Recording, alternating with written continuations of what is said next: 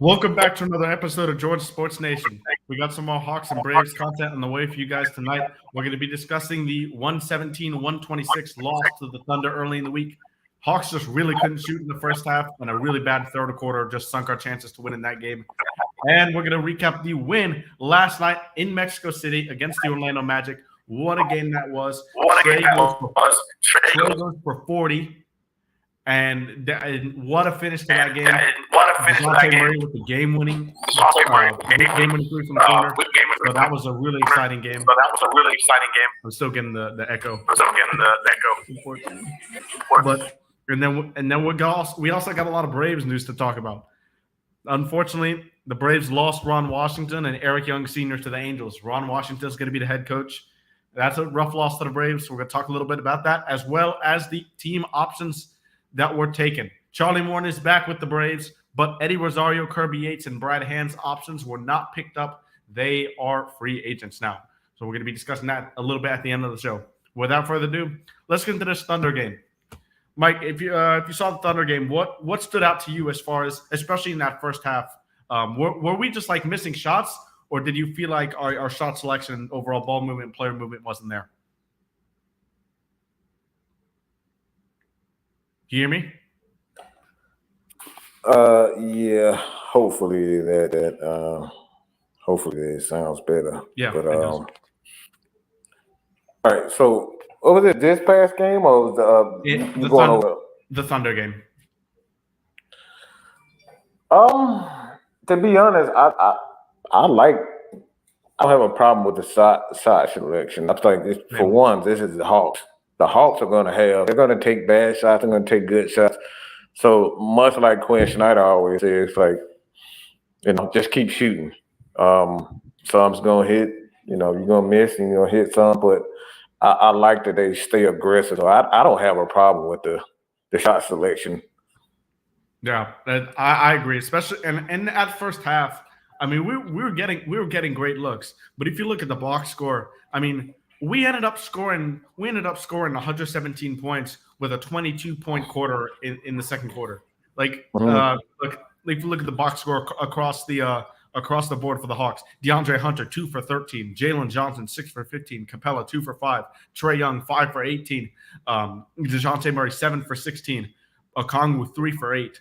I mean, you're simply just not going to win a game when you shoot that bad, no matter what the defense is. But to put up 117 points when you shoot that bad and almost actually get back into the game within to go, you give a lot of credit to those guys. But unfortunately, any type of comeback chance really was sunk in that third quarter, because in that third quarter they weren't just missing shots; they were turning the ball over. It was bad shot selection, no ball movement. I mean, it was pretty much Olay defense there on the other end. That was, in my eyes, you're gonna have halves where the ball just doesn't go in the net. It's gonna happen over 82 games. I'm not worried about the offense, but that third quarter, the live ball turnovers, Kason Wallace was a really, really big deal for them. Chet Holmgren protected a lot of shots at the rim, especially those two defensively. So those two were really a thorn in the side of the Hawks, especially in that third quarter. Yeah, for me, I think for the last 2 years, something that I've noticed with the Hawks, even when they're not playing solid defense, the Hawks have to rebound the ball well on the defensive side. They typically win most of their games. They're rebounding the ball well. So, you get Trey, if he gets anywhere from 5 to 7 rebounds, that's already a good sign for the Hawks that they're going to be on the right side of things. If Trey is rebounding, DeJounte, and plus you have to throw in Hunter there. So I think as long as they're showing effort on the defensive side of the ball and they're rebounding the ball well, I'm more focused on them rebounding, because it's the NBA for one. But Hawks primarily, if Clint isn't a rebounding machine, it's going to be a long night. So Clint does well. The Hawks, the guards in particular, because you get the ball to Trey, you get to DeJounte, those guys, they get the break started. So those are the things that I think that I focus more so on with the Hawks, man. Gotcha. and that's what makes this game even weirder. The Hawks won the rebounding battle by 10 here, 59-49. And we had, I can go back. I don't remember the exact tweet, but okay. We had 24 offensive rebounds in this game. Was it 24? 25. Sorry, 25. 25 offensive rebounds in this game compared to the Thunder's 11. But so when you read that stat, you're like, okay, Hawks should have won this game easily. But when you look at that, what does offensive rebounds lead to? Second chance points. Hawks could not convert. The Thunder had more second chance points tonight that night than we did, and we out-rebounded them on the offensive end by 14. We just couldn't put the ball in the basket. And for most of the game, it's as simple as that. That's what it comes down to, especially when you get 25 like that. That's a big number in NBA. And those are the things. Again, this is what the Hawks, when they get in trouble, they can't score on second chance points. And like I said before, like when Clint, Big O, those guys, they're getting rebounds, they're giving you second chances. That's mostly when the Hawks get in trouble. Missing threes and not converting on those second chance points. Yeah, like I've just read out the box score, but when DeJounte and Trey, both of them just needed to shoot a little better. DeJounte really didn't play all that bad. If 6 for 9 from 3, 7 to 16 from the field, DeJounte really was the only guy who shot the ball pretty well. Sadiq shot it okay, and Bogey shot it well as well for 17 and 15 off the bench respectively. But really, those were the only 3 guys who shot over 40% for the Hawks. So what was Trey? Trey was from 3. He was 1 for 5, and from the field he was 5 for 18. Okay, 5 for 18. Well, wow, thanks. I don't know. I was thinking 7 for was it 7 for 16? 7 for 16 was DeJounte. Now DeJounte was okay, Bogey. That's what I was thinking. Yeah, DeJounte, Bogey, and Sadiq were the only guys who shot above 40% for the Hawks. I mean, and we still put up 117 points. Wow. Yeah, that's crazy. Yeah, I think it just comes down to them not converting on those second chances. Yeah, and it's the big thing that Southside says right here. Our shooting was off, but the Thunder still had to scratch and claw for a good win. Yeah, like that. Obviously, you want to win the game. You want to lose. You want to win a bad game because you want to win when you play bad because you don't get punished with a loss, but you also have a lot of lessons to learn. Unfortunately, in this game, I felt like besides the third quarter, I'm just when speaking about this game. A lot of the third quarter is an exception to what I say because that was just horrible basketball by the Hawks. It was disgusting. It was almost, I don't know what that was. And normally the third quarter has been our strength this year. Coming out blitz teams after halftime. It's crazy. I mean, look at the Timberwolves game last week. Yeah, that game kind of shocked me. I didn't expect them to come out like that against Timberwolves. Yeah, I mean, DeJounte went crazy in that third quarter, but. I mean, when you have those guys shoot as poorly as we did, and we had a scratch and claw for the Thunder had a scratch and claw for a good win when we couldn't shoot the ball. That means you're doing something right on offense. We have the second best offense right now at 119 offensive rating. This is as of before the Pacers game last night, and the Pacers probably even they raised their offensive rating. But anyway, Pacers are number 1 in offensive rating at 121. They have played a huge, really, really, really, really fast pace, and the Pacers have had an elite offense with Tyrese Halliburton on the floor for 2 years now. When the Pacers are shooting really well to start the season, our best player only found his shot for the first time really in the entire year last night, and we still have the second best offense in the league. That's crazy. We shouldn't panic about these missed shots or anything, in my opinion. It's kind of like the first time that I've seen DeJounte and Trey kind of, both of those guys kind of hot at the same time, especially like now. I like when Trey is more so the facilitator. Yeah, yeah, for When Jonte when he's hot, he's feeling it. He kind of step back and kind of create. But that's the thing that I like about Quinn Snyder. Like he knows how to balance those two guys. That's the thing with those. Because both of those guys kind of have a shooter's mentality. But if he can kind of ring, Trey home a bit as far as his shot is concerned, I don't want to take the aggressiveness away. But if he feels like DeJounte is kind of on it, take a step back offensively, especially with the long, the long shots. Just be more facilitator. Drive the ball and kind of get everybody. But I like the flow of the offense, man. I love how aggressive they are. Guys are going to the basket. You got Jalen, who's doing an incredible job, much better than I thought he's much better than I thought he would. He's taking an incredible I didn't step. see this coming. But he was in a prime position to take a step. I didn't think it was going to be a big leap like this. Right. But he's been unbelievable. Jalen right now is looking like the absolute perfect piece that we need on the wing. And what you want to build around Trae Young with his defensive deficiencies is a versatile defender who can switch 1 through 5 on the wing. Jalen Johnson can do exactly that. And he's looking incredible. The one thing that I really like about Jalen right now is, last year or the few minutes he got during when we were ravaged with COVID injuries 2 years ago. One thing I like about Jalen that he didn't do before is he's getting the rebound and going. Before he would get the rebound. Where's Trey? Where's DeLon Wright when he was here? Still. So where's that's what he would do when he grabbed the rebound.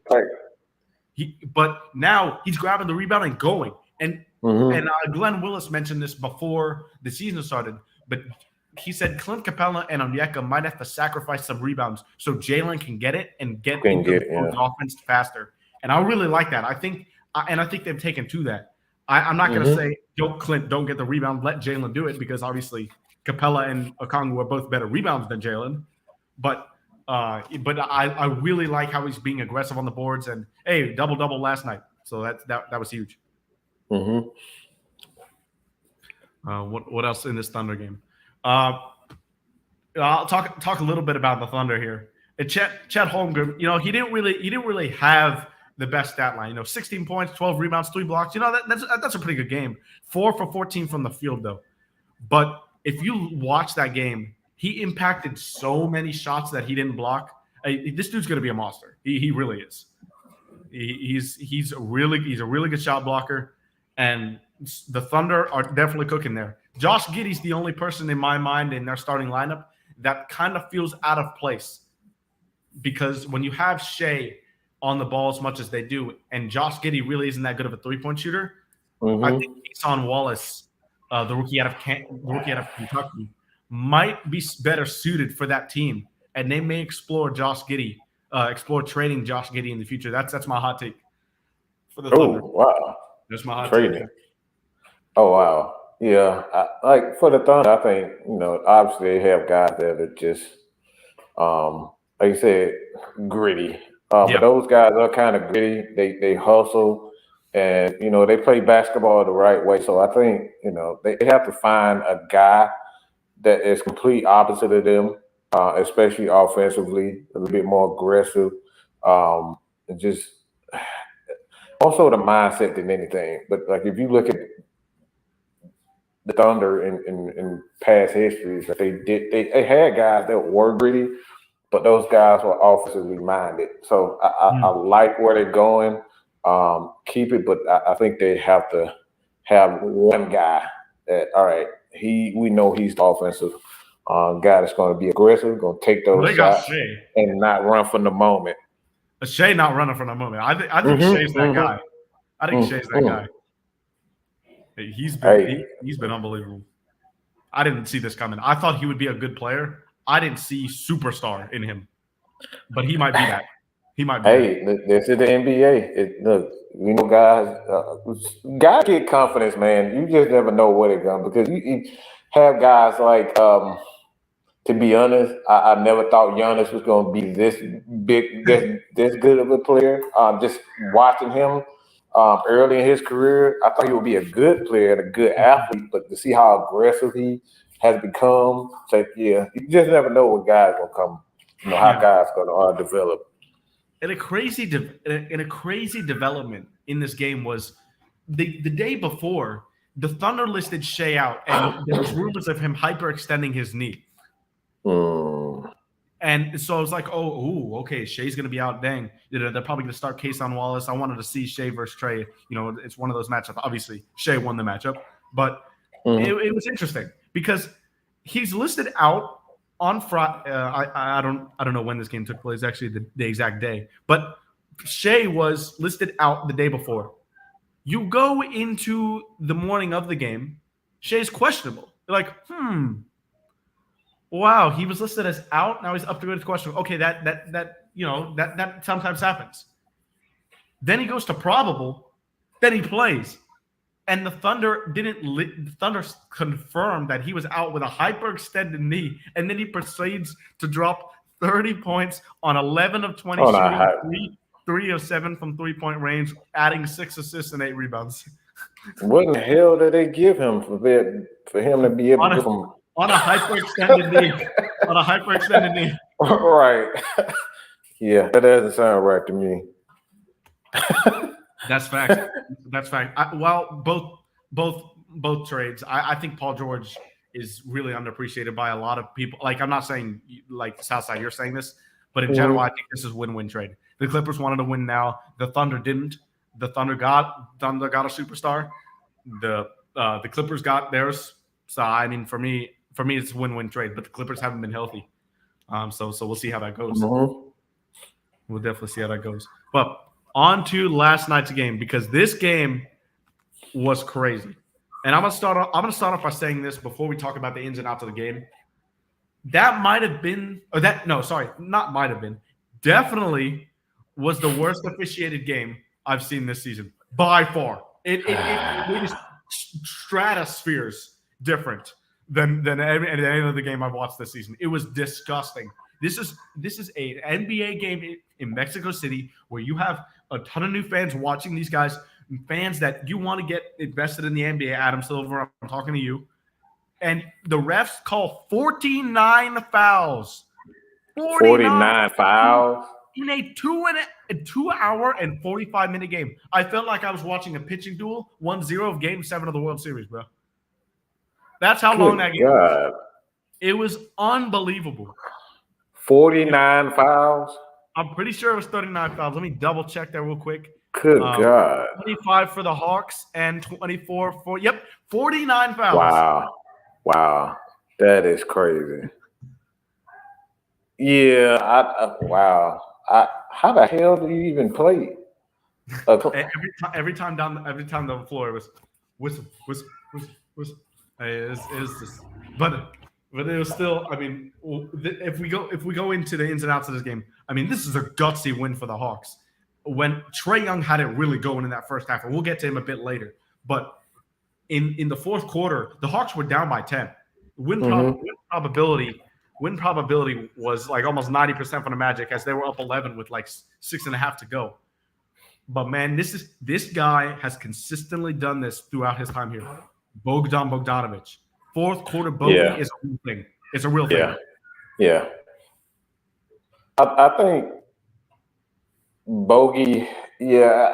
From the looks of it, from what I've been keeping up with, they're kind of restricting his minutes a lot more this year than previous years, which I think is a good idea. Obviously, you have younger guys there, but like you said, Bogey in the fourth quarter, you can use him in those big time games, the close games where you really have to win. And obviously he's going to get those shots up. But I like the rotation. I love the fact that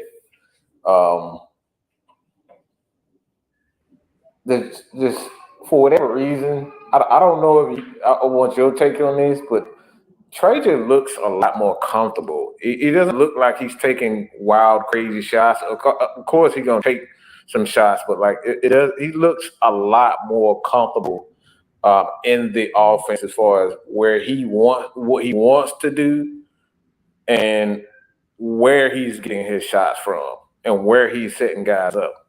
It seemed to me he's being a little bit more aggressive off that high pick and roll, going down the middle of the court, and for one that floater, and then he'll throw it up to either Jalen or Clint. And by the way, Clint, I haven't forgotten. I forgave you about that missing that wide open layup under. Yeah, I was like, man, how in the bloody hell do you miss that? You catch that every single time, but I just like the flow of the offense, man. I just like the flow of the offense and how calm and cool. And one thing too, DeJounte knows his spots now. Yeah, he knows his spots on the floor.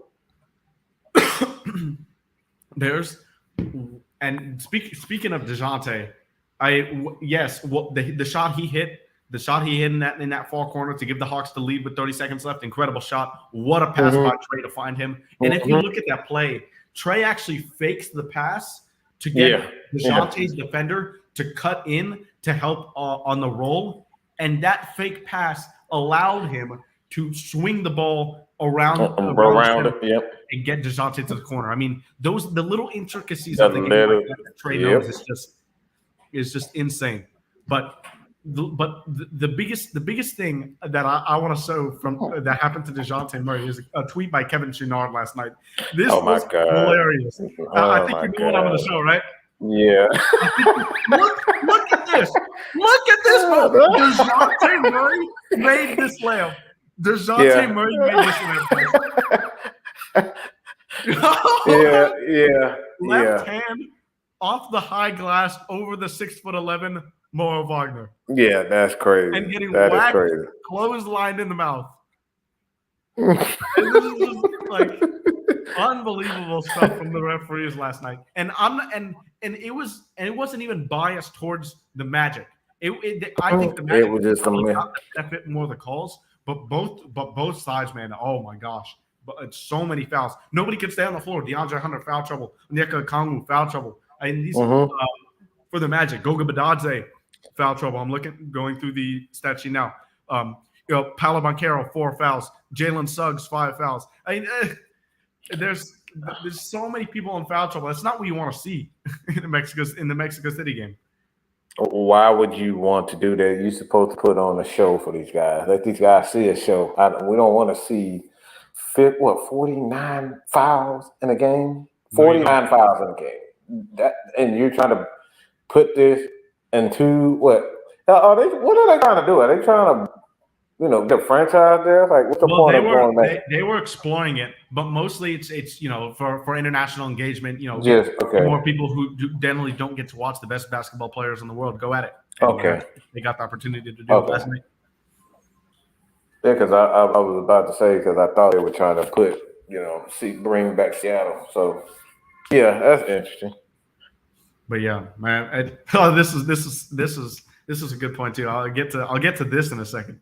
But Saddiq Bey, man, y'all know I'm lower on Saddiq Bey than a lot of people, and I'll say it, he was pretty good for us when he came over last year. He was really good. Obviously, I give him a pass for the defense because it's rough going into 4 coaches in 6 days, new defensive scheme, completely change it. I'm going to give him a pass to that. But defensively this year, he's been really bad. And yes, he's had a couple good offensive games, but the offense hasn't really been there to cover up the defensive deficiencies that he showed.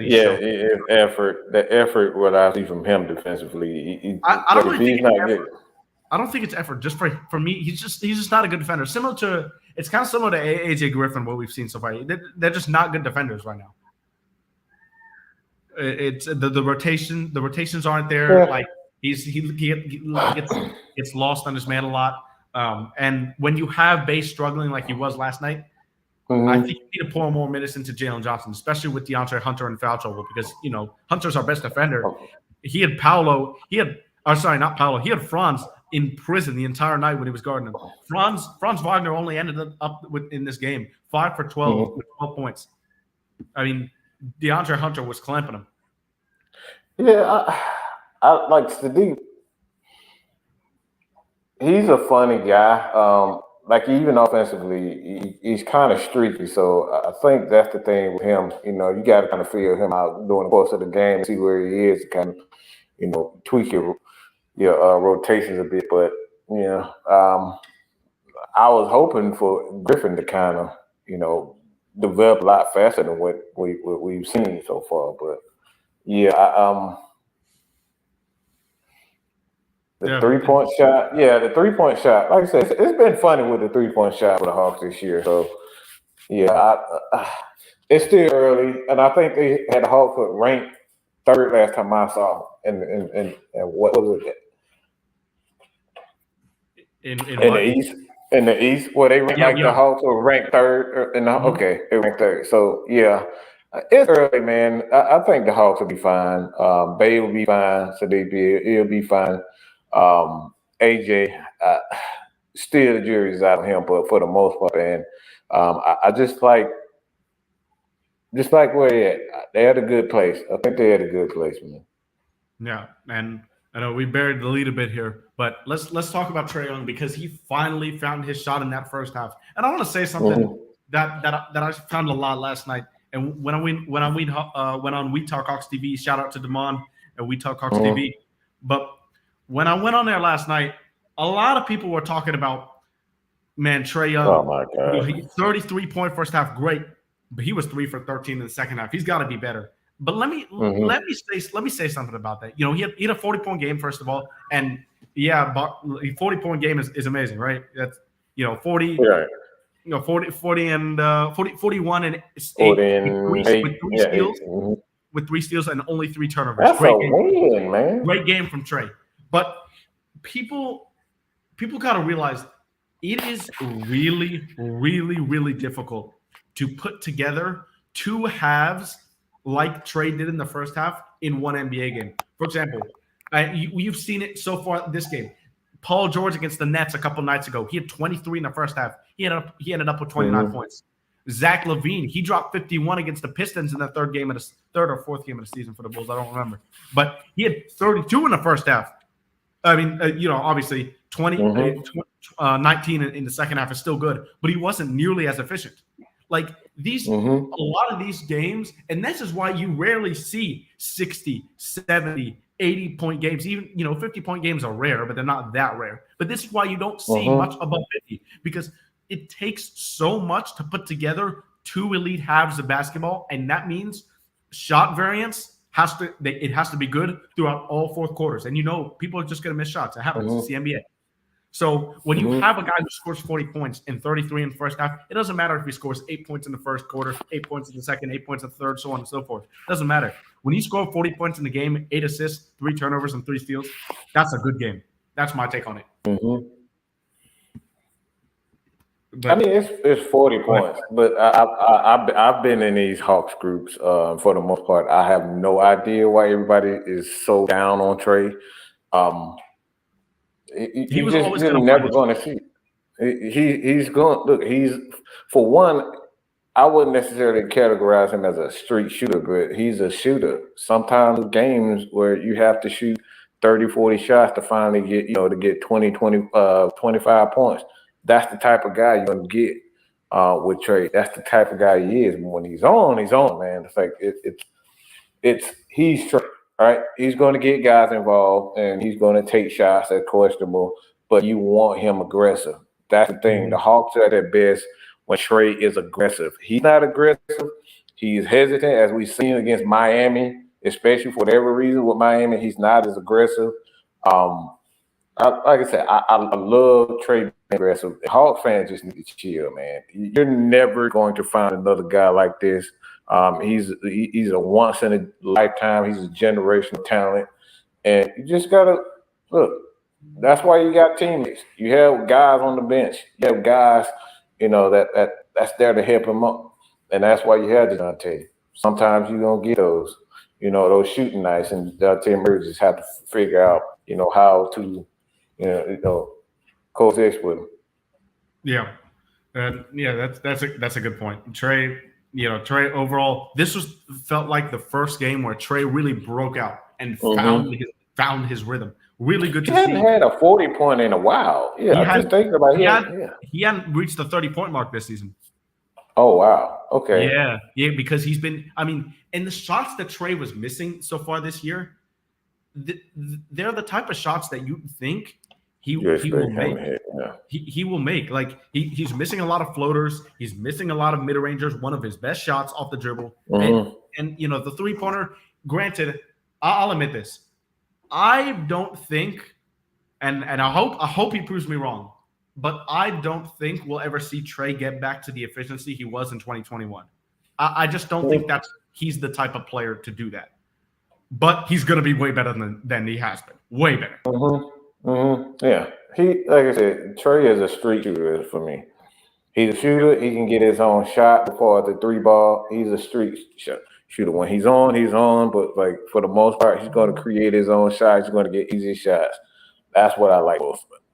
But I would hope that he spend more time on that mid-range jump because with his passing ability and to get in and to break the defense down, that mid-range jump shot and that float is going to be there for him every single time. Yeah, we don't. The only thing is Quinn doesn't like taking mid-rangers, and I for one, I don't like it too much either. I mean, obviously, I'm a younger guy. I'm a newer school basketball fan, but I like shooting threes and layups and not as much mid-rangers. But for DeAndre Hunter and DeJounte Murray specifically, that's his shot. They're open. I want them to take their middies all the time, all the time.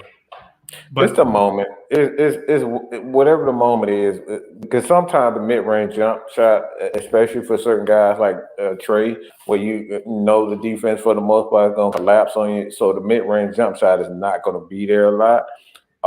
But for DeJounte, him playing off of Trey, he's a perfect guy to play off of Trey because he can't hit that mid-range jump shot. Yeah. And there's certain matchups where the mid-range is really good, especially against the Bucks. The Bucks with the drop coverage that Brook Lopez plays. I mean, that mid-range shot is all day for Hunter, DeJounte, Bogey, Trey, all these guys. Great mid-range shooters. So that's definitely a matchup. That's a good point. Yeah, that's a good point. But Southside's point here, the last time I've seen Trey have two great efficient halves like that was last year 2 years ago in Portland when he had 56 and 14. Yeah. 56 and 14, and we still lost. That was so nice. We lost to a Dameless and CJ-less Trailblazers. Yeah, that was embarrassing. That was the best game I've ever seen Trey play, I think. That was just masterclass. And Blackberry, this is one point I really want to expand on. It definitely was a great team win night. Great team win last night. Because you had Trey going off all first half. DeJounte was struggling. But in the fourth quarter, in the second half, when Trey first came in, he was struggling. He was taking some dumb shots. I'm gonna admit he was taking some really dumb shots in the fourth quarter. But DeJounte took over. DeJounte came out when he was MIA over the first 2.5 quarters, and he came up and stepped up. When Onyeka was really struggling in the fourth quarter, Clint Capella was amazing down the stretch. Absolutely amazing. Probably the best basketball I've seen him play in the last week. It was great. But Onyeka, when Clint was struggling early in the game, Onyeka put up a stat line last night as far as defensive numbers that we haven't seen since Tree Rollins for the Hawks in 1979 with 7 stocks, I think it was. Yes. 7. 4 blocks and 3 steals. Yep, 7. Oh, wow. So Onyeka stepped up when Clint was struggling. And then Bogey steps up when your other shooter, Sadiq Bey, was struggling. Like, this was a team win because everybody picked each other up when they were struggling. Or it wasn't the whole team struggling at one time. And the only guy who had it going throughout the entire game, there were 2 guys, Bogey and Jalen. So it was definitely a great team win. It was good, RJ. But yeah, definitely a great team win. Old Hawks team would have lost this game. Southside says you can tell the difference. Yeah, I agree. There's something about the second half this year. 5 of the Hawks' 6 wins this. Do we have 6? No, we have 5 wins. We're 5-3, I believe. 5-3. Yeah, 5-3. Sorry, 4 of the Hawks' 5 wins this year have come when they are 10 points down. Great stat, because we're not giving up on games. Simple as that. We're not giving up on games. And in this game, we were down 10 in the fourth quarter. The Magic. Here's what I'll say about the Magic. I'm really high on the Magic. I think they're going to be not 8th or 9th seed this year. I had them 9th in my projections, predictions for the season this year to finish. But they're a really young team, and you saw that in the fourth quarter. They could not get organized on offense. Franz Wagner hit some really tough shots when he switched on Clint Capella. Clint Capella played great defense. Franz going to hit some tough shots. He's a good player, but they could not get the ball into Paolo's hands in his spots to close the game. And that's a mark of a young team. They can't organize on offense in the clutch. And the Hawks, credit to them, the Magic might have given this game away a bit because of that offensive lack of organization on the offensive end. But that's going to happen with a young team. And the Hawks, right. They've had that issue the last couple of years being a young team, kind of inconsistent and disorganized at times. Yeah, and exactly, RJ. Yeah, we're winning games that we wouldn't have normally won last year. Yeah, it is a big improvement, and I'd hope Quinn Snyder has a lot to do with that. I'm a big Quinn guy. I hope.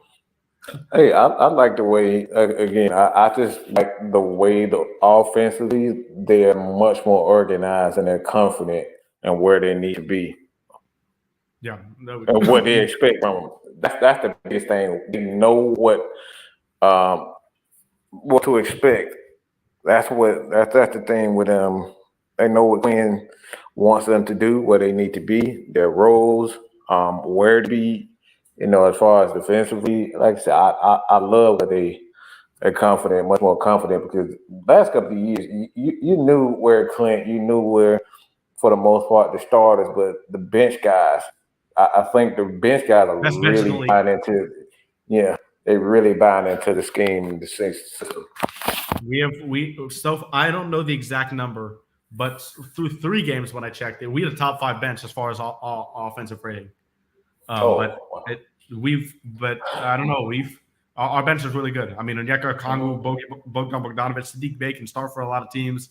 When you've got Jalen off the bench sometimes if he's not starting, but man, really Bogey, Sadiq, and Okongwu, those are really, really strong threats coming off the bench. Probably guys who could easily start for many teams. But this team is very deep.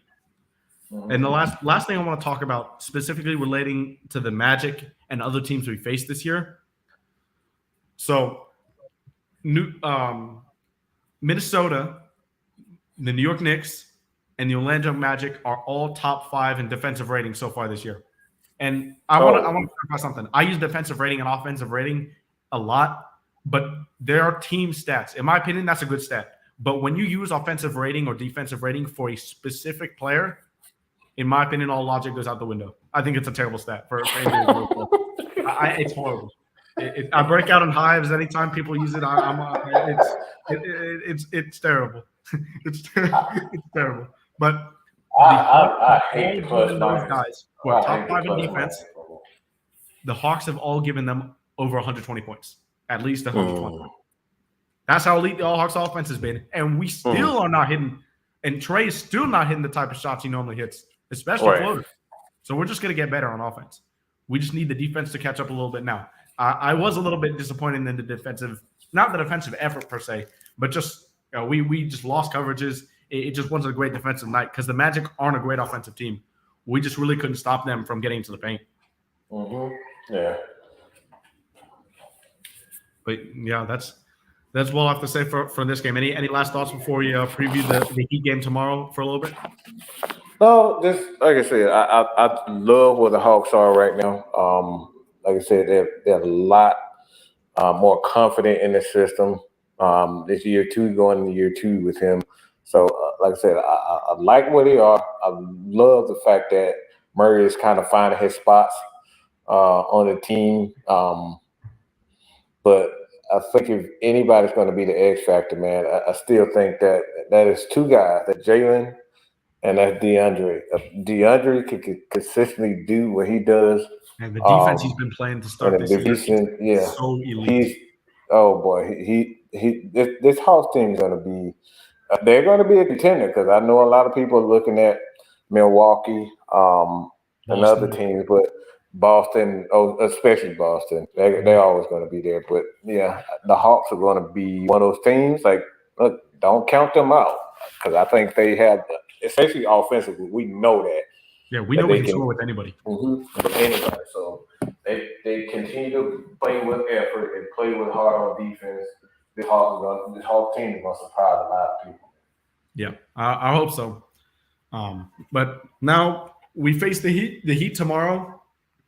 Bit of injury news on the Heat. Tyler Hero last game against the Grizzlies went down with a sprained ankle. He's probably going to miss 2 weeks. I would say. I think he said he expects to miss a couple weeks. So they're missing the leading scorer. Obviously, they still have Jimmy Butler and Bam. If you count Kyle Lowry at 38, fine too. But yeah, the Heat. If you don't know how much I hate the Heat, you're gonna know now. Let's see. We'll see how many illegal screens Bam Adebayo sets. Oh my God! And we'll see how many the refs call. Okay, we'll see how many they do. Well, they won't. They won't call. They will not call the illegal screens. But yeah, he's been known to do that. Let's see if the Hawks can contain this team because this team. I've been really low on the Heat. They had the worst offseason in the league, in my opinion. You know, they didn't get Dame. They lost Max Strus. They lost Gabe Vincent, 2 key guys for them. They don't shoot a lot of threes. They have a terrible offense. If Butler is not on, their whole offense is predicated by forcing turnovers and getting out in a fast break. But Bam Adebayo has been really good to start the year. You know, he just came off a 30-20 game over Jaren Jackson Jr., Defensive Player of the Year. Oh, wow. Yeah, so Bam is really playing right now. Bam's really playing well right now. Butler's been not as good this season. He's definitely not put up the numbers we're used to seeing from him. Obviously, he turns it up in the playoffs. He's not a good of a regular season player. Maybe he thinks the regular season is boring, like Trey said a couple years ago. But we can definitely beat this Heat team. I think similar to the Magic, who have a bad offense. We've got to win this game on the defensive end because if we're going to stop elite teams like Milwaukee, like Boston, like the 76ers, who in my opinion look even better without James Harden, and the Cavaliers, who they have a good offense, but they haven't been playing well. If we're going to stop these guys, we've got to be able to shut down a poor offense like Miami. Yeah, I think they have to be a little bit better around the perimeter. I think that's the Hawks. Defensively guarding the three. I think that's for the last couple of years they've been, real iffy with, especially in playoffs. Guys get hot, and for whatever reason, they're not. The perimeter defense isn't as good as it typically is. But that Southside says the Heat team a week ago would have said we win by 20, but they've been playing much better now. Yeah, they have won three in a row. They're 4-4. We're 5-3. Oh, we both played 8 games, both coming off a day of rest, so no rest advantage / disadvantage for each team. So it's going to be interesting because the Heat historically have just been a bad matchup for us. We just don't play them very well, except for that playing last year where we just blew them out of the water. But let's see if we can do this because I have a feeling this game is going to be a tough win for either team because the Heat are a fairly good defensive team, but they're going to have to slow the juggernaut offense that the Hawks have. The Hawks, generally poor defensive team, are going to have to stop a bad offense that the Heat have. So let's see which the deficiency is just less. And I think that's how you're going to tell who's going to win this game tomorrow. That's my key. You gotta have the better defense because their offense is not very good, to say the least, especially with Tyler Hero out. They feed off of Jenny. They feed off of Jenny, so they got to make sure that they, Jenny isn't shooting as well. He doesn't come with that energy, for whatever reason, he just comes with a different energy when he plays the Hawks. So hopefully it's an off night for him. But if they can kind of, keep him calm for the most part, Bam is gonna be Bam. Sometimes you have those games, but I think if they keep getting Jimmy calm for the most part, and he's not in his bag, I think they'll come out with a win. Yeah, and no injuries of note for the Hawks, or no new injuries of note. Okay. Wes Matthews still remains out with that calf strain, and then Mo Gay, he isn't going to be in the rotation anyway, but he Right. remains, or he was questionable, but I think he is out now as well. But yeah, any final thoughts before we get a little Braves talk in right here? Relax, fans. Relax. Trey is a superstar. All right. Relax. Trey has a superstar next to him. DeJounte, he's getting there. He's finding the groove to file up. But the Hawks, they're definitely gonna. I like the three. I like the three big guys. I like Jalen. I love Onyeka, and I love Clint Capella. Those guys together, they consistently and they stay healthy for the remainder of the season. I think the Hawks are definitely gonna make some noise. But it's all about that perimeter defense. They get perimeter defense stays on point. We really have something special. Yeah, Capella historically has been dominant on the glass versus the Heat in his match. So let's see if he can continue that tomorrow. Hope so. Now, Braves have had some really interesting news, even though it's the offseason.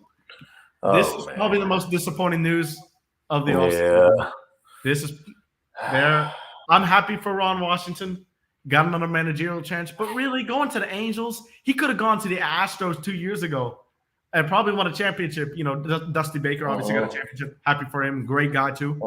But now he goes to the Angels under Artie Moreno, who's probably one of the worst owners in the league. Terrible run organization. I mean, I don't know what they've been doing for the past 5 years when they have Trout and Ohtani. I don't know what they've been doing. Like Anthony Rendon's turned into one of the worst contracts in MLB history.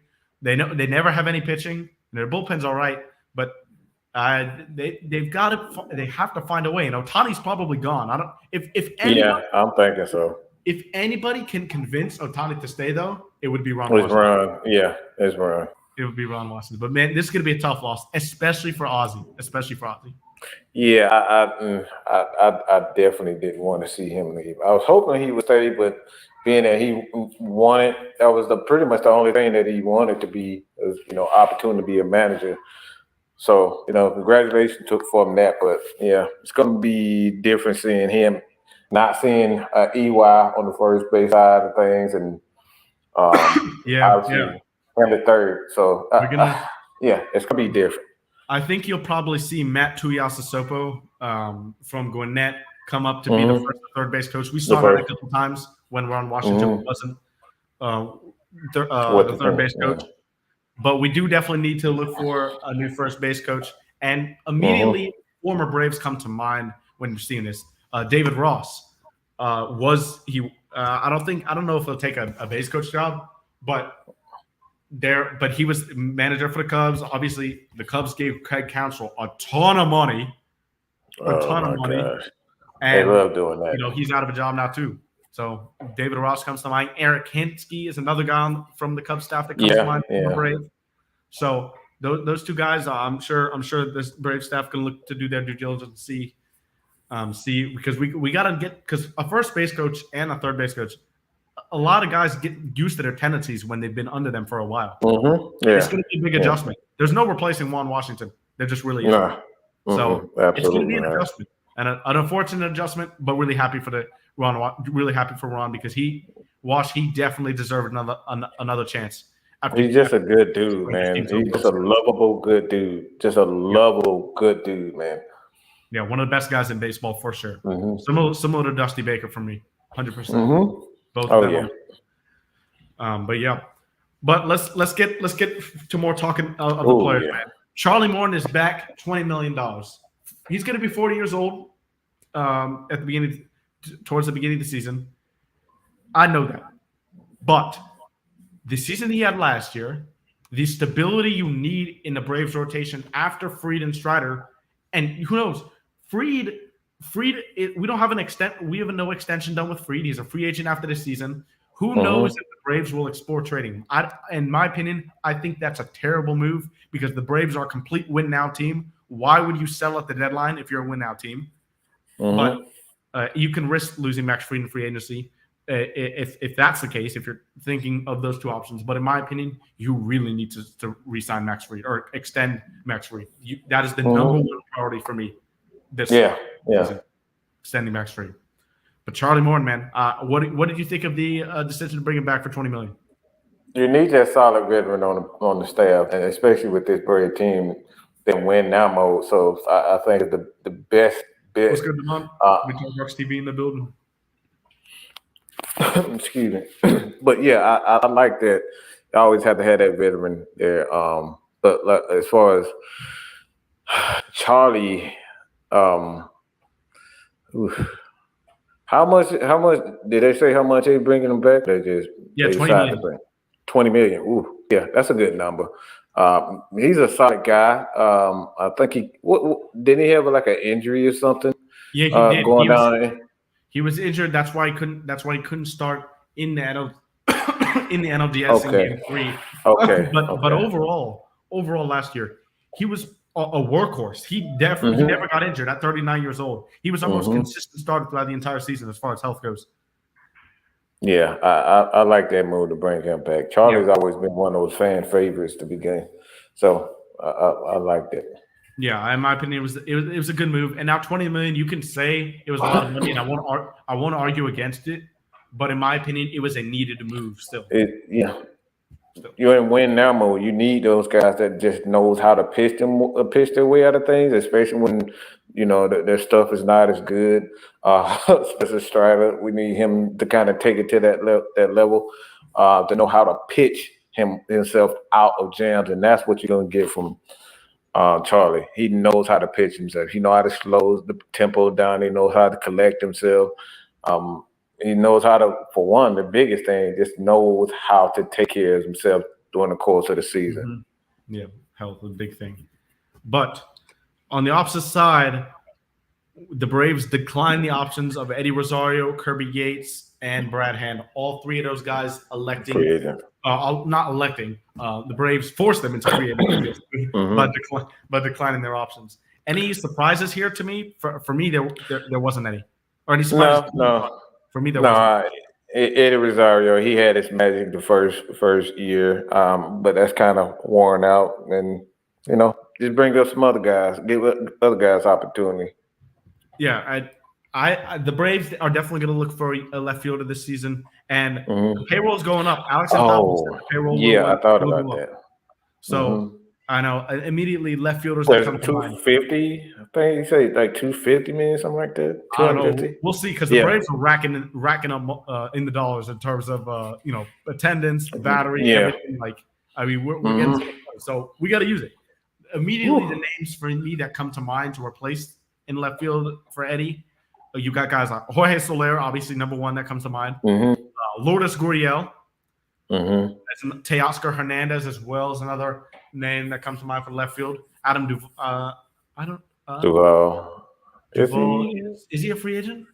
I don't remember Adam Duvall's free. If he is, definitely. But I think the three guys I mentioned, Teoscar Hernandez, Jorge Soler, and Lourdes Gurriel are the three guys that I would really look to target. I know Cody Bellinger's there. He had a great year last year, but he's going to seek so much money, man. He's so much money. Yeah, I think it's going to be good on that. I think it's a bait for a bad contract, in my opinion, to go get it. But Kirby Yates and Brad Hand, after all the struggles Kirby Yates had at the beginning of the year, getting back from Tommy John, reinserting himself as his routine with a good pitcher in his league out of the pen, I really think he had a solid year for us. I really don't think you could have asked a lot more for Kirby Yates, especially down the stretch of the season. He was pretty good. But unfortunately, the Braves bullpen, it's going to get better, I think, with, you re-signed Pierce Johnson and Joe Jimenez to pretty good contracts. I think the Pierce Johnson contract was amazing. Joe Jimenez may be on a little bit side of an overpay, but when you trade a you like Justin Henry Malloy for Joe Jimenez before last season, you want to make sure. And you did. So that's credit to Alex Anthopoulos. You needed to do that, and you did. But for me, the bullpen will be pretty good. We don't know what Waskari Noah, Ian Anderson, and Tyler Metzek are going to give us coming back from Tommy John surgery. But those are three guys that haven't pitched in over a year. So it's a mystery with those guys. We're still going to need some back end guys in the bullpen, and hopefully we get a guy like a flamethrower. We haven't really had guys who throw 99 to 100 consistently out of the Braves pen in a while. Let's see if we can get one of those guys and mix up the look for opposing offenses. That's my take for the bullpen. Yeah, I haven't seen the heat. I haven't seen that heat in the bullpen. Messick, would you consider him like a heat thrower? Not really. I mean, you never know what players coming back from Tommy John surgery. Right. Sometimes they come back throwing harder, and that's just because the reconstruction of the elbow and everything. Yeah. Sometimes they come back throwing harder. But Maggiet could touch 97, 98 consistently. Okay. Yeah. It could happen. I mean, guys jump up maybe 1 to 1.2 miles per hour per average after Tommy John. So who knows? Maybe Maggiet could be that guy.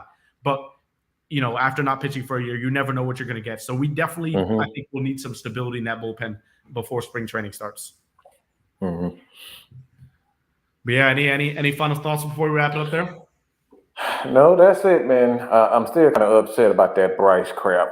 Baseball can go to hell for that crap. Jeez, man. Yeah, we didn't. A shout out to Matt Olson, Austin Riley, and Ronald Acuna, and the entire Braves team for winning Silver Slugger. Silver Slugger awards, but man, oh man, you can go ahead with this, Mike, if you want.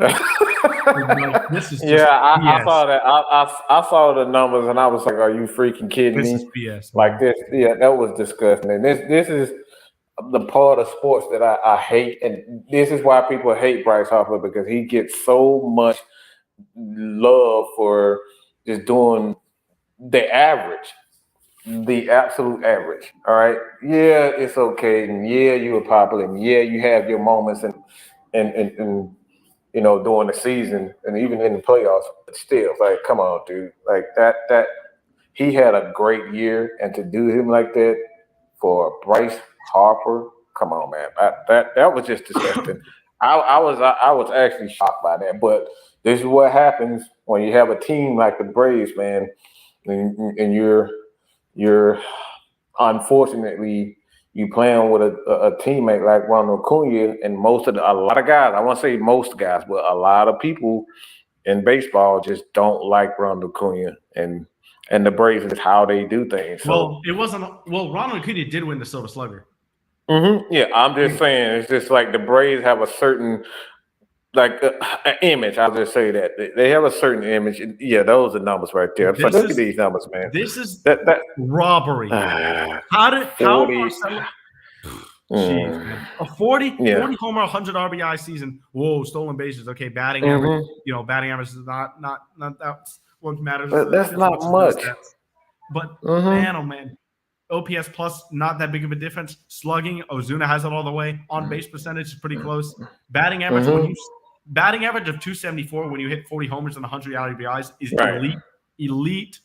So like when you sit there and look at those stats, I don't know even how the slugging percentage over Ozuna. I don't get it at all.